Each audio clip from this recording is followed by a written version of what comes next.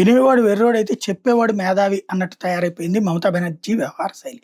ఆమె తాజాగా చెప్తున్న లెక్క ఏంటంటే తృణమూల్ కాంగ్రెస్ ప్రభుత్వం అధికారంలోకి వచ్చి 14 ఏళ్లయింది. వచ్చే ఏడాదికి 15 ఏళ్ళు తర్వాత ఎన్నికలు జరుగుతాయి. ఈ 14 ఏళ్లలో 2,00,00,000 ఉద్యోగాలు క్రియేట్ చేసిందట ఆవిడ.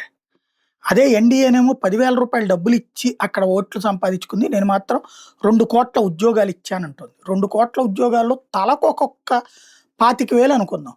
25,000 ఇంటూ 2,00,00,000 అంటే ఎంత జీతం ఇవ్వాలి నెలకి? నెలకి. ఆ తర్వాత ఏడాదికి ఎంత ఇవ్వాలి? అసలు దాని ఆర్థిక పరిస్థితి ఎంత బెంగాల్‌ది? అక్కడ ఇప్పటికీ సరైన సదుపాయాలు అక్కడ ఖచ్చితంగా సంక్షేమ పథకాల మీదనే ఆవిడే బతుకుతోంది. No doubt at all. తనిచ్చే సంక్షేమం బెటరు, ఎదురోళ్ళు ఇచ్చే సంక్షేమం తప్పు అనేటటువంటి వ్యవహార ధోరణి. బట్ ఓవరాల్‌గా ఏంటంటే ఎలక్షన్స్ దగ్గరకొచ్చేటటువంటి సందర్భంలో ఇక తన గురించి తను పాజిటివ్ అట్లాగే మోడీకి వ్యతిరేకంగా ప్రొజెక్ట్ చేసుకోవడం ద్వారా ముందుకెళ్ళే అడుగులు వేస్తోంది.